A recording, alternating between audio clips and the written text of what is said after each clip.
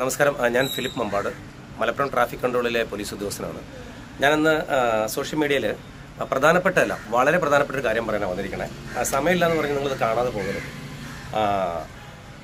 Pookkottumpadam sub ഇൻസ്പെക്ടറായിരുന്ന Shri Amritharangan sir, അദ്ദേഹം techno പാർക്കിലെ sub ഇൻസ്പെക്ടറായി സ്ഥലം മാറി പോകുന്ന സമയത്തിന് കുറച്ച് നാളുകൾക്ക് മുമ്പ് പൂക്കോട്ടുംപാടം കേന്ദ്രീകരിച്ച് കുറച്ച് ലഹരി സംഘങ്ങളെ അദ്ദേഹം അറസ്റ്റ് ചെയ്ത സമയത്ത് ഒരു കൗമാരക്കാരനെ അദ്ദേഹം കഞ്ചാവുമായി ബന്ധപ്പെട്ടുകൊണ്ട് അദ്ദേഹം ചോദ്യം ചെയ്ത സമയത്ത് ആ ചെറുപ്പക്കാരൻ പറഞ്ഞ വാക്കാണ് എന്നെ ഈ ഒരു സംസാരത്തിലേക്ക് എന്നെ കൊണ്ടെത്തിച്ചത്.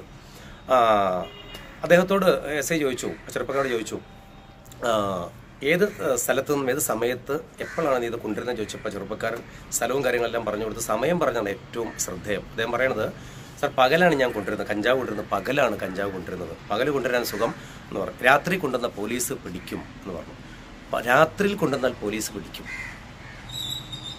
എന്നെ കേൾക്കുന്ന പ്രിയപ്പെട്ടവരെ, നിങ്ങളൊന്ന് ചിന്തിച്ച് നോക്കണം.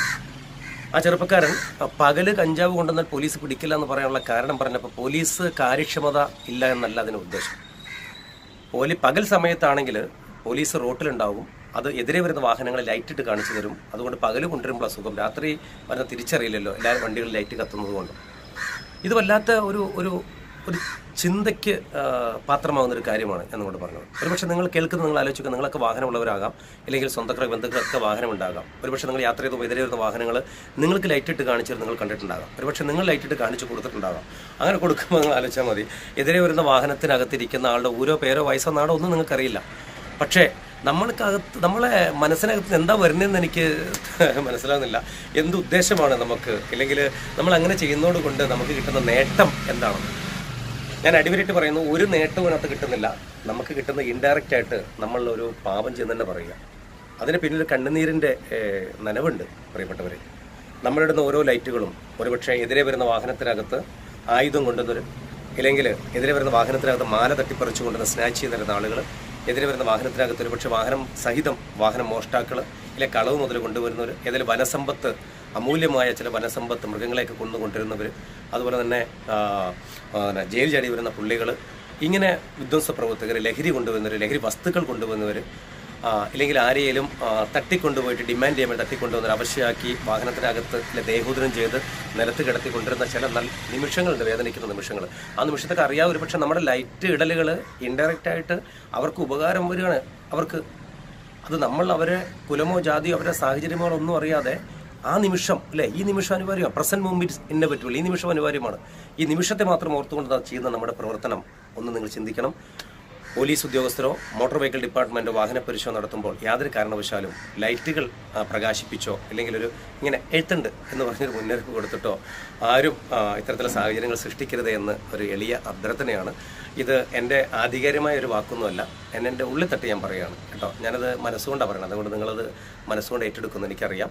അതുകൊണ്ട് അപേക്ഷയാണ്. കാരണം ലഹരിയുമായി ബന്ധപ്പെട്ടുകൊണ്ടുള്ള ഒരുപാട് ക്ലാസ്സുകളും സെമിനാറുകളും കണ്ടക്ട് ചെയ്യുന്ന ഒരു പോലീസ് ഉദ്യോഗസ്ഥനാണ് ഞാൻ. ഇതിൻ്റെ വരവും ഇതിൻ്റെ സ്രോതസ്സൊക്കെ എല്ലാ വാഹനങ്ങളിലും ബസ്സുകളിലൊക്കെയാണ് വന്നുകൊണ്ടിരിക്കുന്നത്. എക്സൈസ് ഡിപ്പാർട്ട്മെൻറ്റ് എന്ന് പറഞ്ഞാൽ അംഗബലം കൊണ്ട് വളരെ കുറവാണ്. പക്ഷേ നല്ല രീതിയിൽ അവരുടെ ഡിപ്പാർട്ട്മെൻറ്റ് ജോലി ചെയ്യുന്ന അംഗബലം കുറവുള്ള ഡിപ്പാർട്ട്മെൻറ്റാണ് അവരെ കഴിയുന്നൊക്കെ അവർ ചെയ്യുന്നു. പ്രത്യേകിച്ച് മലപ്പുറം ജില്ലാ പോലീസ് മേധാവിയുടെ കീഴിൽ തന്നെ ഡാൻസപ്പ് എന്ന് പറയുന്ന district anti narcotics special action force ഇതിനകത്തുണ്ട്. അവരുടെ വളരെ കാര്യക്ഷമമായ രീതിയിൽ അവർ ലഹരിയുമായി ബന്ധപ്പെട്ടുകൊണ്ട് ആൻറ്റി നർക്കോട്ടിക്കൽ DSPയുടെ കീഴിൽ ഓഫീസുമായിട്ടൊക്കെ വളരെ കാര്യക്ഷമമായി പ്രവർത്തിക്കുന്ന ഒരു വിങ് ഇതിനകത്തുണ്ട്. അപ്പോൾ നിങ്ങൾക്ക് ഇതുമായി ബന്ധപ്പെട്ടുകൊണ്ട് എന്ത് സംശയങ്ങളോ കാര്യങ്ങളൊക്കെ വന്നാൽ ഡാൻസപ്പുമായി ബന്ധപ്പെട്ടുകൊണ്ട് നിങ്ങൾക്ക് ഇതിനകത്ത് നിങ്ങൾ സംശയം ദൂരീകരിക്കാം. അതുപോലെ തന്നെ നിങ്ങൾക്ക് എന്തെങ്കിലും ചികിത്സ ആവശ്യമുണ്ടെങ്കിൽ, മദ്യപാനവുമായി ബന്ധപ്പെട്ട ചികിത്സ ആവശ്യമുണ്ടെങ്കിൽ ഒരു മടിയൻ നിങ്ങൾ വിചാരിക്കേണ്ട. പോലീസ് ഉദ്യോഗസ്ഥനായ എൻ്റെ പേര് ഫിലിപ്പ് മമ്പാടെന്നാണ്. നിങ്ങൾക്ക് മഞ്ചേരി മെഡിക്കൽ കോളേജിൽ ഡോക്ടർ റസാഖ് ഡോക്ടറുടെ കീഴിൽ 9 ഡോക്ടർമാരടങ്ങുന്ന സംഘം അവിടെ വിമുക്തി വാർഡുണ്ട്. അവിടെ ചികിത്സ സാമ്പത്തികം ഒന്നും ചെലവഴിക്കാതെ.